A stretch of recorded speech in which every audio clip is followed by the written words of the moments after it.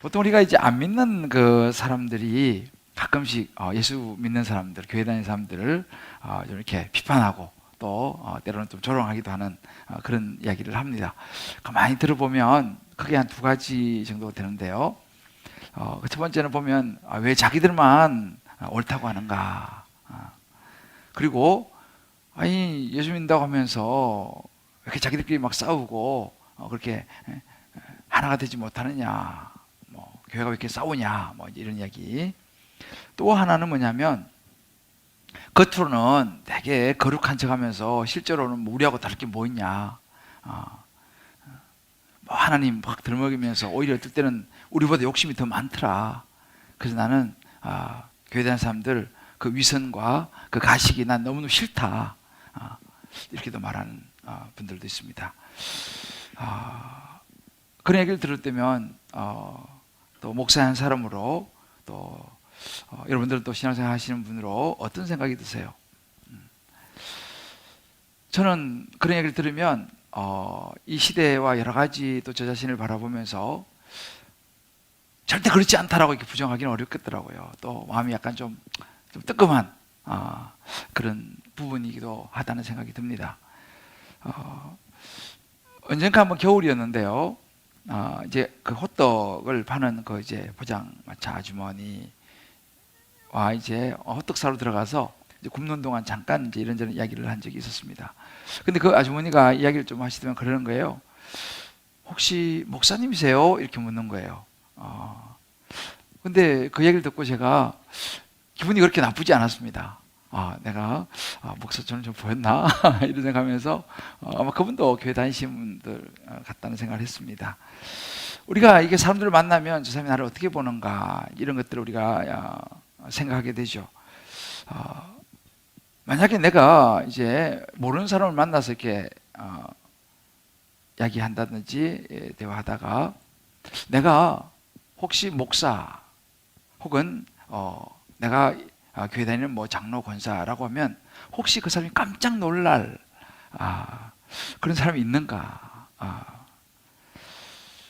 누군가가 내가 만약에 교회를 다니는 것을 알면은 교회 다녔어요? 라고 혹시 놀랄 사람이 있는가? 그런 생각을 한번 해봅니다. 우리 한번 서로 이렇게 한번 격려했으면 좋겠습니다. 우리 세상을 놀라키지 맙시다. 아유, 전혀 생각하지 못하고, 목사님이 이렇게 나오니 곤란하잖아, 그죠? 자, 우리 한번 생각해 보세요. 나는 신앙생활 하면서 어떤 경우를 경험해 보았는가? 한번 생각해 볼 필요가 있습니다. 지금 오늘 이 바울이 이제 그런 이야기를 하는 거예요. 바울이 이제 에베소에서 3년을 이제 사역하면서 성도들을 가르치고 이제 말씀으로 잘 양육을 했습니다. 그러면서 이제 그 에베소 지역에 있는 많은 유대인들 또 이방인들이 예수를 믿게 됐어요. 이제 신앙생활을 시작했던 것이죠. 그런데 이제 그런 여러 과정 속에서 바울이 이제 신앙생활을 하고 예수 믿는 사람이라면 뭔가 좀 달라야 되지 않느냐 이런 이야기를 지금 하고 있는 겁니다. 근데 바울이 알았습니다. 신앙생활을 시작했다고 해서 나 이제 예수 믿기로 했습니다라고 해서 하루아침에 모든 그 사람의 생각과 태도가 변하는 것이 아니라는 것을 또 뭐 물론 한두 번 또 뭐 한동안은 그런 좀 변화된 모습이 보일 수 있을지 모르겠습니다만 그것이 지속적으로 유지되는 것은 또 아닌 것 같다라고 하는 이 부분을 바울은 사실은 이야기하고 있습니다. 그런 정말 신앙생활 예수 믿고 살아가는 삶에 있어서 저절로 되는 건 아니고 우리의 좀 노력도 필요하다라는 거 지속적으로 말이죠. 그래서 무엇보다 자신이 이제 3년 동안 이제 가르쳤잖아요. 성경 공부도 가르치고 제자 훈련도 시키고 여러 이제 설교도 하고 하면서 했던 그 가르친 하나님의 그 말씀, 그 예수 그리스도를 붙잡는 것이 너무 중요하다. 그래서 이제 우리가 예수 믿는 사람, 에베소 성도들, 소아시아에 있는 성도들이 정말 이제 예수 믿는 사람, 이 그리스도인으로 살면서 세상에서 안 믿는 사람하고는 뭔가 좀 태도라든지 어떤 뭐 말이라든지 어떤 가치관이라든지 성품이라든지 그런 것이 조금 달라야 된다라고 하는 이 부분을 이제 이 4장, 5장, 6장 에베소서 언급을 하는데 그 구체적으로 이제 언급을 하는 그 한 부분이 오늘 우리가 읽었던 이 본문입니다. 그래서 저는 오늘 이 시간 말씀을 같이 나누면서 성령께서 저와 여러분 한 분 한 분 또 각 가정에서 말씀을 듣는 모든 분들 성령께서 여러분에게 꼭 필요한 음성을 들려 주시기를, 그래서 우리가 정말 예수 믿는 예수인으로 또 한 걸음을 내딛게 되는 시간 될 수 있기를 주님의 이름으로 축복합니다. 할렐루야. 자, 그러면 세상과 다른 사람으로 살아가려면 우리는 어떻게 해야 되느냐를 바울이 이야기하는데 그 첫 번째는 마음을 관리해야 된다라고 이야기합니다. 마음을 관리해야 된다. 무엇으로요? 하나님의 말씀으로 우리 마음을 관리해야 된다. 모든 관리가 필요하죠. 우리 마음도 그렇다는 거죠.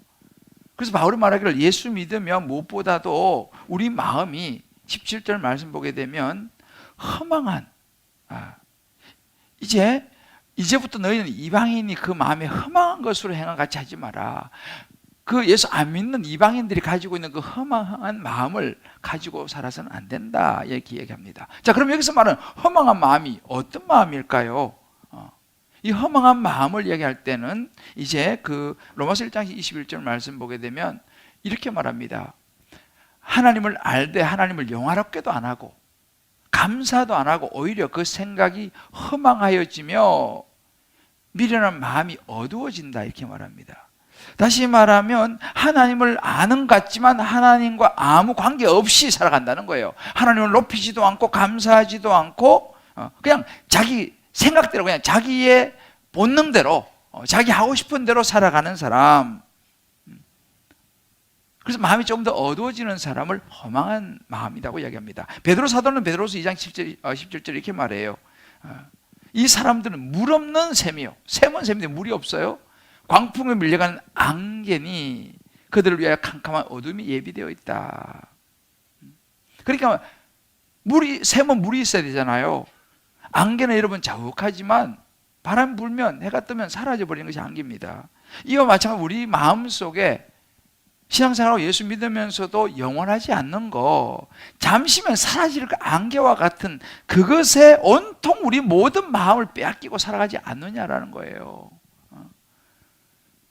정말 바람 잡는 것 같이 지금은 뭐 굉장한 명예와 권력과 부와 모든 것을 추구하지만 하루아침에 보면 아무것도 아니구나. 뭐 그래 일장춘몽이란 말을 하잖아요. 야, 아무것도 아니었는데 내가 왜 이거 잡으려고 이렇게 한평생을 쫓아다녔느냐.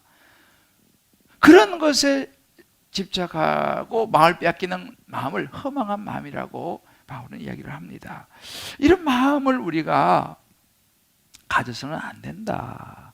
또 한 가지는 뭐냐면 18절에 그런 말을 합니다. 마음의 어두움, 그들의 총명이 어두워지고 그들 가운데 무지함, 그들의 마음이 굳어짐이라고 이야기합니다. 예수 믿는 사람들은 이런 예수 믿기 전에 이전의 옛 모습이라고 표현하는데 어두움, 무지함, 마음의 굳어짐을 경계해야 된다는 거예요. 우리는 죄인이기 때문에 가만히 놔두면 자꾸 뭐 동굴로 숨고 싶고 어딘가 자꾸만 이렇게 좀 들어가고 싶은 그런 어두운 마음이 우리 안에 있다는 것입니다. 그리고 하나님을 알지 못하는 무지함, 때로는 알고 싶어 하지 않는 교만한 마음들. 거기 더 나가면 이제 우리의 마음이 조심해야 되게 굳어진다는 거예요. 이렇게 점점 갈수록. 굳어지면 어떻게 됩니까? 여러분, 구둥살이 배기면요, 뭐 뜨거운 거 만져도 별로 안 뜨겁습니다. 왜? 이 구둥살이 워낙 이게 단단해져가지고 감각이 전해져 오는데 크게 느끼지 못할 수 있다는 것입니다. 우리 마음도 그럴 수 있다는 거예요. 마음이 굳어지면요, 못 느낀다는 거예요. 그러면 이제 어떻게 되냐 하면 19절에 감각이 없는 자가 된다는 거예요. 점점 이제 우리 마음이 이제 굳어지다가 보면 나중에 감각이 없어요. 그러면 어떻게 되냐? 자신을 방탕에 그냥 내놓는 거예요. 모든 더러운 것을 욕심으로 행한다. 여기서 욕심으로 행한다는 말을 보면 영어로 보면 a continual lust예요. 그냥 욕심이 아니고 욕심이라는 것은요, 지속적인 욕망이에요. 욕심이라는 것은요, 그냥 한 번이 아니고 자꾸 커지는 거예요. 욕심은 지속된다, 이렇게 표현하고 있습니다. 그러니까 이제 점점 마음이 굳어지면 죄에 대한 감각이 없어지고 끝없는 욕심에 사로잡히게 된다라고 얘기합니다. 그래서 코킨이라고 하는 분이 이런 얘기를 했어요. 다른 사람보다 자기 만족만을 채우려고 하고 결코 만족할 줄 모르는 죄악된 욕망이다. 이렇게 이제 이 감각이 없어진 지속적인 욕망을 이야기합니다. 자, 그렇게 되면 어떻게 되냐? 결국 사람들이 18절에 보게 되면 하나님의 생명에서 떠나게 된다는 거예요.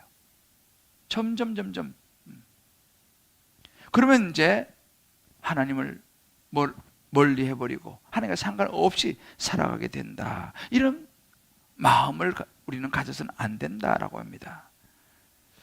자, 그러면 이제 바울이 지금 여러 가지 이런 마음들을 가져서는 안 된다. 다시 말해, 이런 마음을 관리해야 한다는 거예요. 이런 마음이 있다는 거예요. 그러면 예수 안 믿는 사람만 이런 마음이 있느냐? 그렇지 않다는 것입니다. 우리가 예수 믿고 신앙생활을 해도 우리가 하나님과의 관계가 깊어지지 않으면요, 하나님과의 관계가 잘 형성되어 있지 않으면 우리도 이런 마음이 우리를 사로잡을 수 있다는 거예요. 교회에는 다니는데 여전히 마음이 늘 복잡하고 고민이 많고 때로는 방황이 되고 늘 허전함으로 가득 차 있을 수 있다, 이 말입니다. 마음이 이제 굳어지는 거죠. 죄에 대해서도 그냥 갈수록 감각이 없어지는 거죠. 자, 왜 그럴까요? 교회도 다니고 신앙생활도 하는데. 최근에 보니까 삼성 S22가 출시됐다더라고요. 우리 아들도 좋다고 막 그러는데, 이제 이렇게 신제품이 출시가 됐어요. 그런데 있죠, 얼마나 성능이 좋겠습니까? 저는 보지 못했지만. 근데 여러분, 핸드폰을 보면은 그 배터리가 만약에 충전이 제대로 안 되면요, 그것은 무용지물이에요. 아무리 성능 좋은 신형 핸드폰 가지고 있어도 배터리 충전 안 하면 그건 무용지물, 쓸 수가 없습니다. 의미가 없다는 거죠. 여러분, 마찬가지입니다. 우리가 신앙생활을 해도 하나님의 매일매일 하나님의 말씀으로 우리의 영이, 우리의 마음이 배터리가 충전되지 않으면요, 이게 이제 30% 20% 떨어지다가 나중에는 그냥 목통이 돼버리지 않습니까?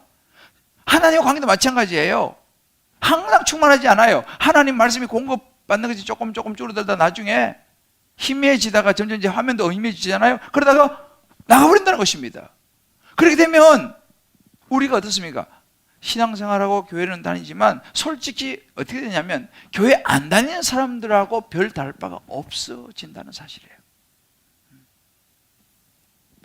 그 이제 안 믿는 분들이 이제 그런 이야기를 이제 하게 되는 거죠. 너나 잘하세요, 이런 이야기를 이제 하기 시작한다는 거죠. 그래서 사실은 가만히 보세요. 오히려 안 믿는 사람들은요, 죄에 대해서 크게 거부감이 없어요. 그걸 죄로 생각하지 않기 때문에 그냥 그렇게 해서 안 믿는 사람들은 오히려 자유롭게 삽니다. 별로 그런 것에 개의치 않습니다. 그런데요, 사실은요, 이 신앙생활을 명목상으로도 하는 분들은요, 마음대로 죄도 못 져요, 사실은. 그래서 굉장히 마음의 부담만 있어요. 그러니까 신앙생활이 굉장히 힘들어요. 왜? 이거 하려니까 또 그렇고, 알기는 아는데 이것도 이렇게 굉장히 힘든 거죠, 사실은. 그래서 모티어라고는, 제 모티어라고 하는 이런 얘기가 있습니다.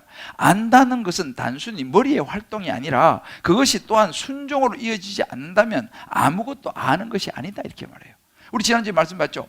믿는 거하고 아는 것에 하나가 되어야지 온전한 사람을 이루어서 균형을 잡아야지 성숙해지는데, 알기는 아는 거예요. 내가 교회 좀 다니고 신앙생활 해서 알기는 아는데 그것이 내 삶에 별로 영향을 미치지 못해. 왜? 하나님과 별로 관계가 없기 때문에, 말씀이 내게 공급이 되어지지 않기 때문에, 말씀이 들리지 않기 때문에 말이죠. 그럴 수 있다는 것입니다. 그래, 마음 불편한 거죠, 신앙생활 하니까. 자, 그러면 이런 마음들이 관리가 되어져야 된다는 거죠. 마음 관리를 받아야 돼. 그러면 어떻게 하면 우리 마음이 관리를 받을 수 있느냐라는 거예요. 어떻게 하면 지속적으로 하나님 말씀이 우리 마음들을 관리해 줄 수 있느냐?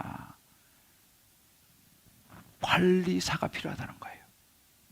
아마 여러분들도 이제 여성분들은 뭐 한 번씩 피부 관리하시죠?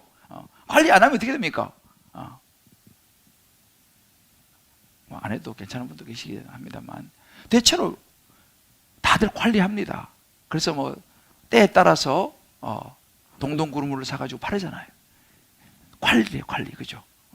몸 좋은 분들도요 관리를 해요. 그러니까 누구든지 관리하는 사람과 안 하는 사람은 차이가 많이 나죠. 우리 마음도 관리를 받아야 되는 거예요. 바울이 말합니다. 23절에 심령이 새롭게 되어야 된다 이렇게 말합니다. 우리 마음이 새로워져야 된다. 우리 마음이 관리를 받아야 된다는 것입니다. 우리 마음이 어떻게 관리받습니까? 우리 안에 성령님이 들어오셔서 육신의 생각을 자꾸 하면 우리 마음이 육신을 따라가는 거예요. 영의 생각을 하게 되면 우리가 생명과 평안으로 우리 마음이 바뀐다는 것입니다. 그러니까 성령님이 우리 안에 들어오셔서 영의 생각을 자꾸만 우리가 함으로 우리가 우리 마음의 생각, 가치관이 새로워지고 어떤 죄의 유혹이 올 때 그것을 뿌리칠 수 있는 힘이 내 안에 생긴다는 거예요. 왜? 성령님이 내 안에 영향을 미치고 있으니까. 영의 생각을 하고 있으면 그게 가능하다는 것입니다.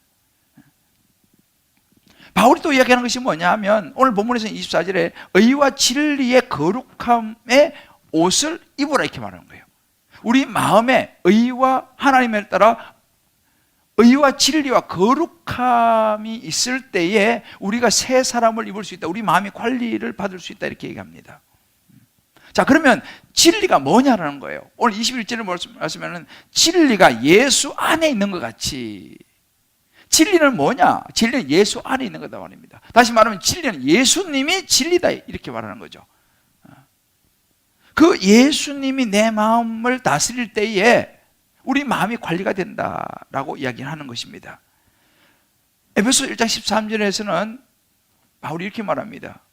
그 안에서 너희도 진리의 말씀 곧 너희의 구원의 복음을 듣고 이렇게 말합니다.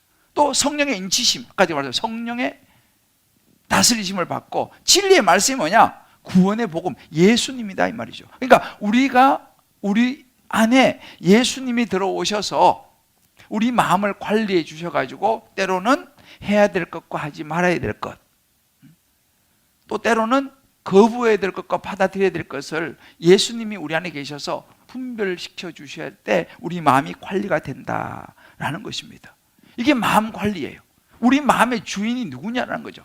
성령님이 내 안에 계시고 예수님이 내 안에 계셔서 하나님의 말씀을 통해서 우리를 가르쳐주고 인도해주고 컨트롤해 줄 때 우리 마음이 다스려진다는 거예요.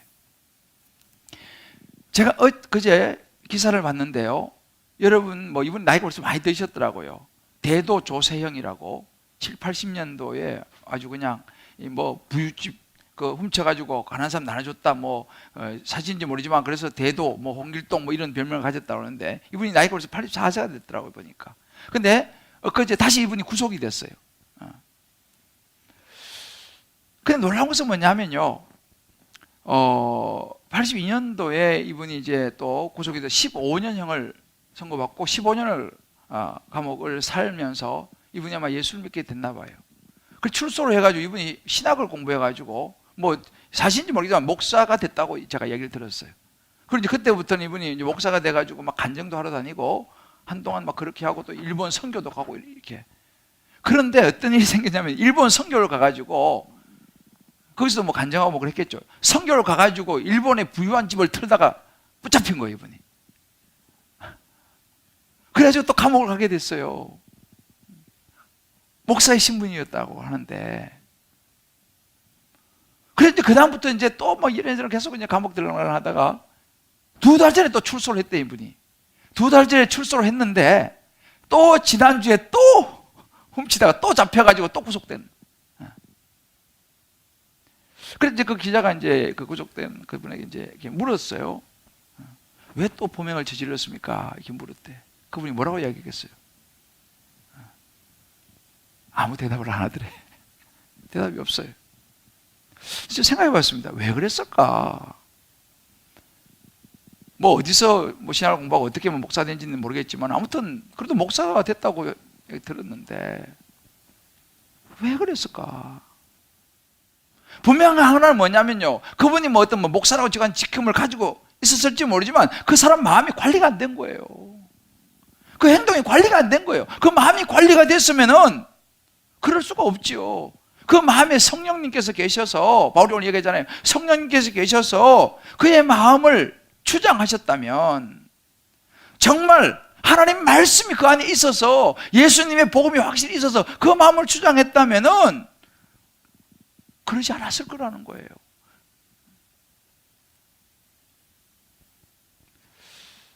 여러분, 마음의 관리는 내 안에 성령님이 계시고 예수님을 우리 마음속에 받아들여서 내 생각을, 내 마음을 내 마음대로 하는 게 아니고 예수님께 내어드리는 것인 줄 믿습니다. 그래야지 우리의 마음이 달라지고 다른 삶을 살아갈 수 있다는 거예요. 내 마음대로 본능적으로 아니에요. 예수님 말씀, 하나님의 말씀의 적용을 받아야 돼요. 제가 우리 이번 주에 한 집사님의 그 묵상 나눔을 여러분들에게 읽어드릴게요. 이 집사님은 마가복음 9장 36절, 우리 큐티하잖아요. 누구든지 내 이름으로 이런 어린아이 하나를 영접하면 곧 나를 영접함이요, 이 구절을 묵상을 했어요. 그리고 이렇게 나눔을 했습니다. 오늘 말씀을 보고 우리 집 어린아이들이 생각납니다. 하루 종일 일하고 퇴근이 늦어져서 집에 오면 기력이 하나도 없는데 아이들이 놀아달라고 합니다. 마음속에 쉬어야 하는데 생각이 많고 귀찮은 마음이 올라옵니다. 그러다 보니 집중하지 못하고 아이들이 싸우면 저도 짜증날 때가 많습니다. 아버지의 마음으로 양육을 해야 하는데 그저 시간을 보내고만 있었습니다. 그런데 이 말씀을 묵상한 거예요. 누구든지 내 이름으로 어린 아이 하나를 영접하면 곧 날 영접함이요, 이 말씀 묵상하면서 아이들이 예수님으로 생각하고 귀하고 감사한 마음으로 함께 시간을 보내겠습니다. 그리고 이를 적용합니다. 퇴근 후에는 직장 생각을 그만두고 가정과 아이들에게 집중해 보겠습니다.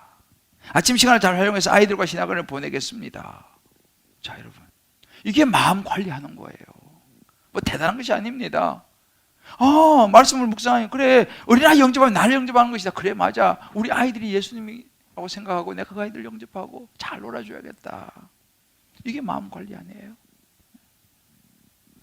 말씀이 있어야지 관리가 된다는 거예요. 이게 잘 안 됩니다. 우리 한 분, 우리 순장님 나눔이에요. 이제 소돔과 고모라에서 룻과 그에 속한 사람들 이끌어서 이제 구원하려고 하는 하나님의 그 사랑을 묵상하고 이렇게 나눔을 하셨습니다. 위기를 만난 다락 순원의 사연을 들어주고 권면해 주는 과정에서 그 순원을 살리시려고 하시는 하나님의 사랑이 느껴지면서 힘들어하는 순원 집사님을 통해 친정 올케가 생각났습니다. 친정 아버지가 소천하시고 오빠와 그 가정을 위한 기도가 소홀해지고 잊혀져 갔는데, 순원을 통해서 친정 오빠와 올케에 대한 서운함과 미움보다는 한없이 긍휼한 마음이 들었고, 가정을 끝까지 지켜준 올케가 고맙고 미안한 마음이 들었습니다. 나에게 속한 사람들이 많은데 구원에 대한 갈망보다는 주저하며 먼저 손을 내밀지 못하는 이기적인 나의 모습이 롯처럼 선한 것이 하나도 없음을 고백합니다. 오빠 가정의 구원을 위해 기도의 끈을 놓지 않고 올케에게 전화로 힘든 시기를 잘 견뎌주고 가정을 잘 지켜주어서 고맙다고 표현하는 적용을 하겠습니다. 바로 이런 것이죠. 전에 같으면 서운해가지고 에이 다시 안 봐 라고 그냥 할 텐데, 말씀이 그 안에 들어가니까, 그 말씀이 그를 컨트롤하니까, 관리를 해주니까, 마음을 관리해 주니까 서운하고 미운 마음을 넘어서 긍휼한 마음이 들어가지고 먼저 다가가게 되더라는 거예요. 이게 마음 관리예요. 이게 세상과 다른 사람으로 살아가는 비결입니다. 이게 너무너무 중요한 부분이에요. 바울이 오늘 이 부분을 이야기하고 있는 것입니다. 우리 교회는 이런 간증들이 참 정말 많아요. 말씀을 묵상하고 큐티하면서 그것을 적용하니까 그 말씀이 들어와서 마음을 다스려 주거든요. 그래서 어떤 집사님은 자기 대학을 못 가가지고 정말 힘들고 입시도 자꾸 안 되고 이런 하나님 너무 힘들잖아요. 답답하고. 그런 과정 속에서 또 말씀이 들어오니까 이분은 이제 그래서 큐티하는 거예요. 말씀이 들어오니까 그 말씀이 이 집사님 마음을 관리해 주니까 이렇게 고백하는 거예요. 달리다고 마시는 소녀가 일어난 사건을 보면서 제 안에 믿음 없음과 두려움의 정체에 대해 묵상하게 되었습니다. 그래서 아이가 대학을 가야 안심이라고 생각하는 세상을 사랑하고 세상의 인정을 받고 싶은 마음, 그리고 대학도 못 보낸 엄마라는 세상의 죄패가 두려운 마음이 보였고, 거기에는 놀랍게도 아들의 구원이 애통한 것이 아니라 결코 나 중심의 이기적인 저의 모습, 제 욕심이 있었고 제 입으로 하나님께 회개하게 되었습니다. 결국 이러한 제 죄를 깨닫는 시간을 주시기 위하여 아들이 수고했다는 것이 인정되면서 아들에게 수고해서 고맙다고 이야기했습니다. 마음 관리죠.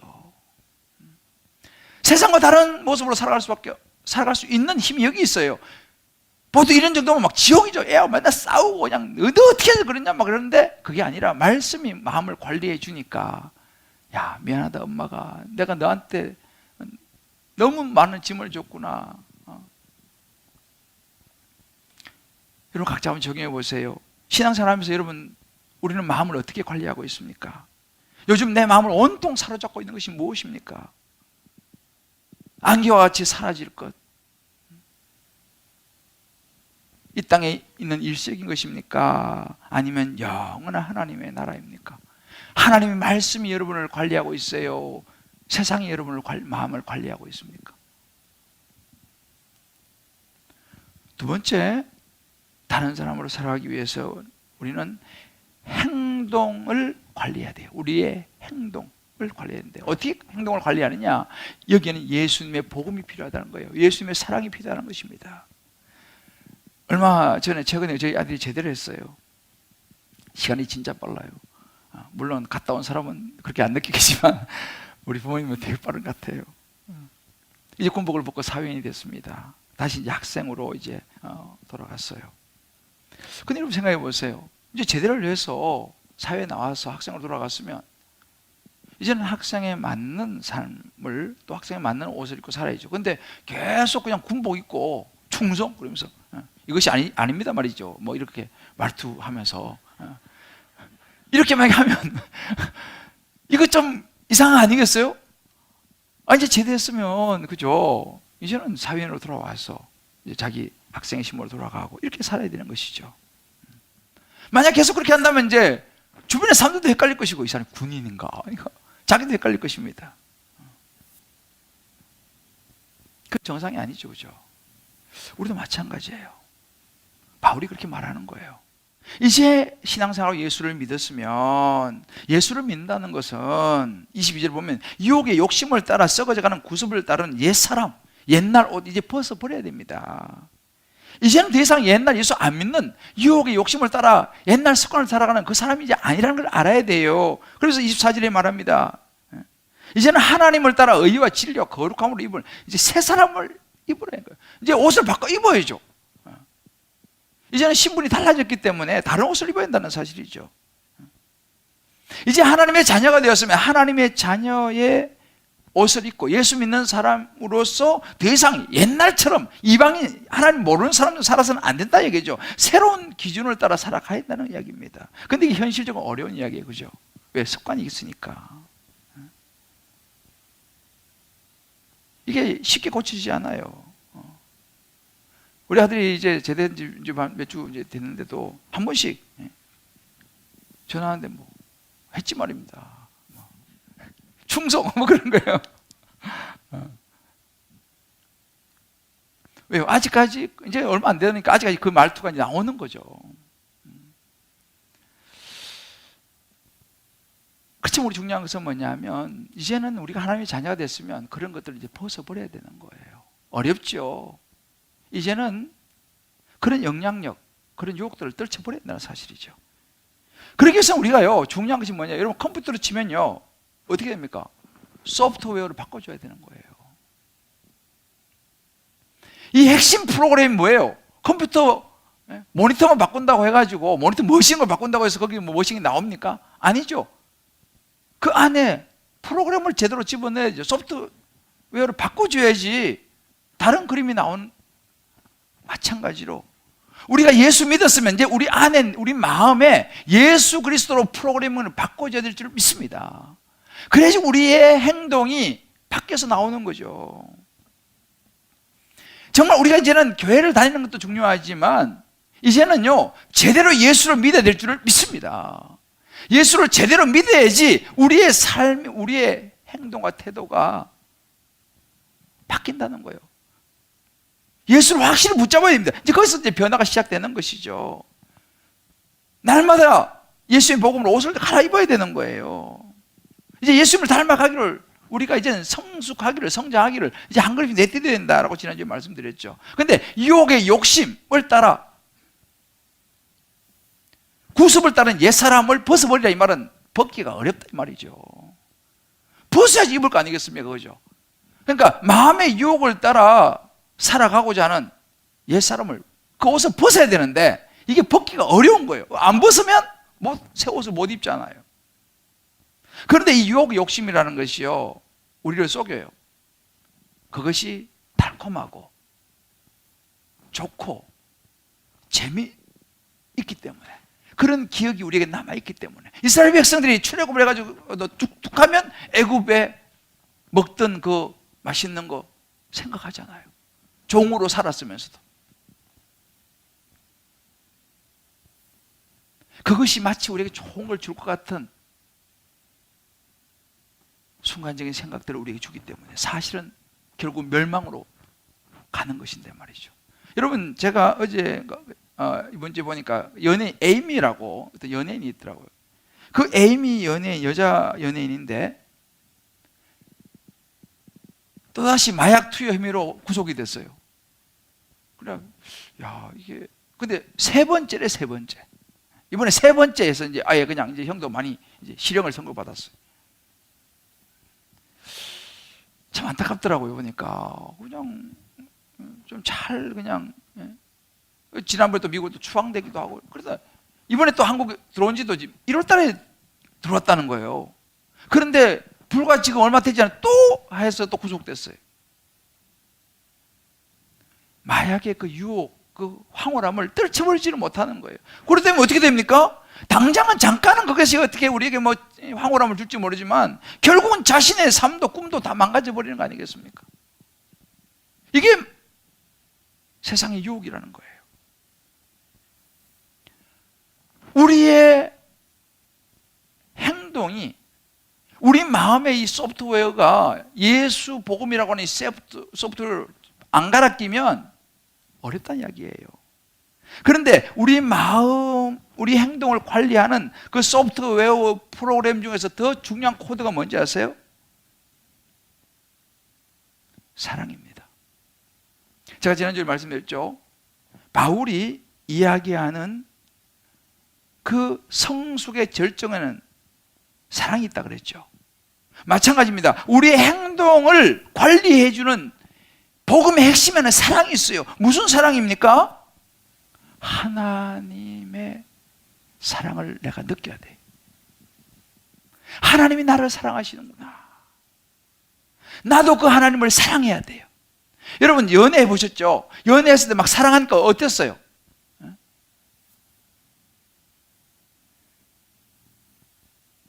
우리 최 집사님이, 조윤주 집사님 연애할 때 상태가 어땠어요?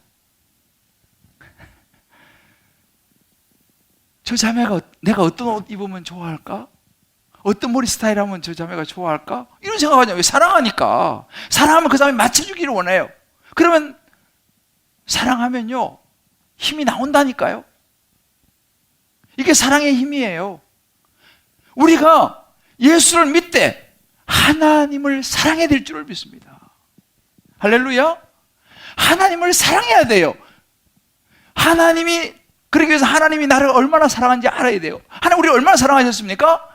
우리를 너무너무 사랑해서 하나밖에 없는 아들 예수님을 이 땅에 보내셔갖고 우리 죄를 다 짊어지시고 십자가에 죽게 만드셨어요. 이것이 하나님 우리를 향한 사랑이에요. 세상의 부모도 물론 사랑하지만 그 정도는 안 하잖아요. 그런데 하나님은 그러지 않으세요. 하나님은 우리를 위해서 자기 아들을 내어주셨다니까. 이보다 큰 사랑이 어디 있습니까? 이 사랑을 우리가 알아야 돼요. 그 사랑을 알면 어떻게 돼요? 나도 하나님을 사랑하게 되죠. 내가 하나님을 막 사랑하게 되면요, 내 행동을 컨트롤하게 돼요. 왜? 사랑하니까. 나 이거 하면 하나님은 싫어하실 거야. 나 하나님 마음이 아프게 하고 싶지 않아. 요한복음 14장 15절에 이렇게 말합니다. 너희가 나를 사랑하면 내 계명을 지키리라. 진짜 우리가 하나님 사랑해요 막 그러면서도 하나님 계명 안 지키는 그 사랑은요, 그 가짜 사랑이라는 거예요.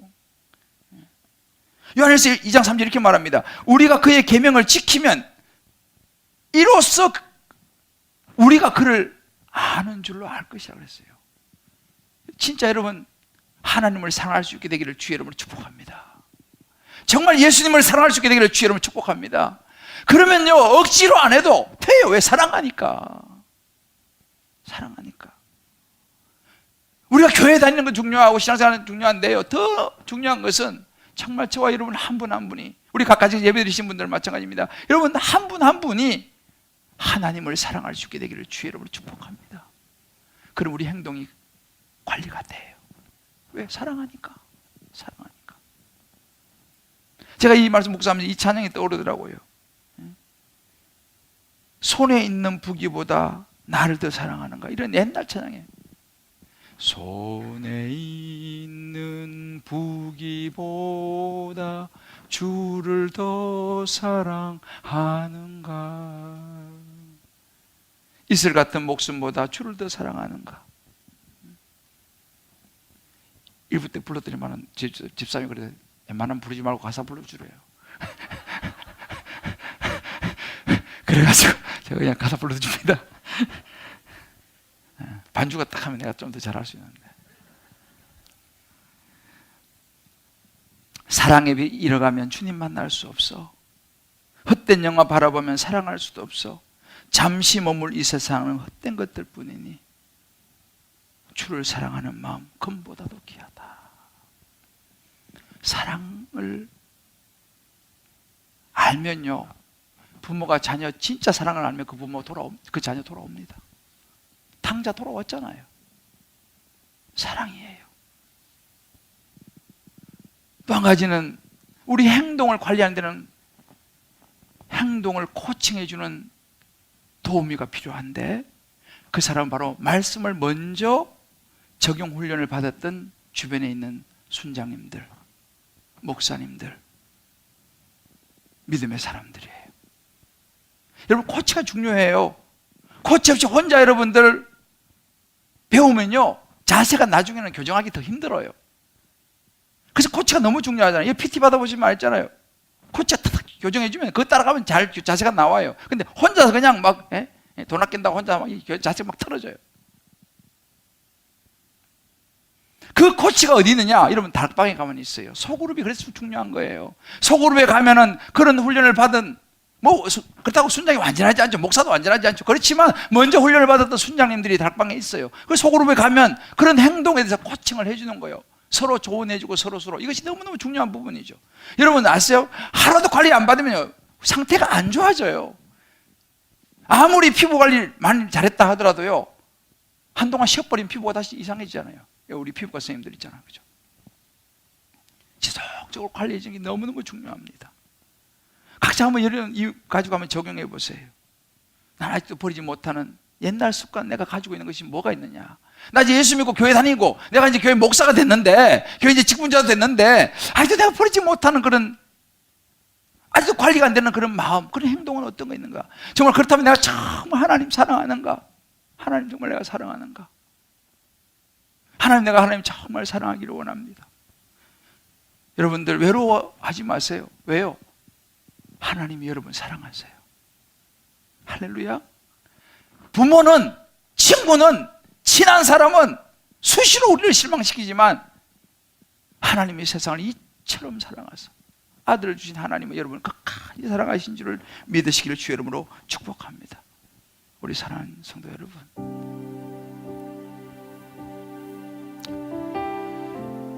이제 우리가 어렵지만 옛날 옷을 이제 벗어야 합니다.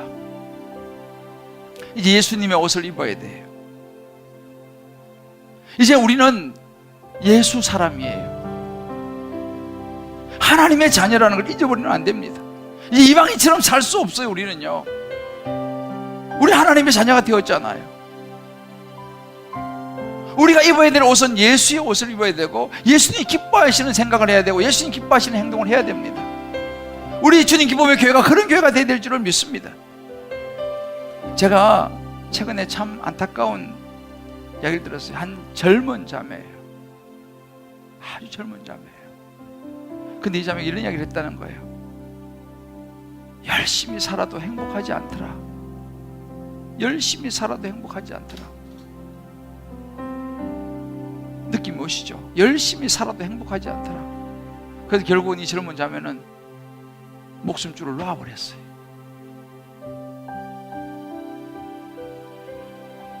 그 얘기를 듣고 내가 얼마나 안타까운지 몰라요. 이해가죠? 열심히 살았는데 행복하지 않더라. 그 얘기를 듣고 내가 무슨 생각을 했냐면요, 이 자매가 하나님의 사랑을 알았더라면, 하나님의 사랑을 알았더라면 열심히 살아서 행복해지려고 하는 것이 아니라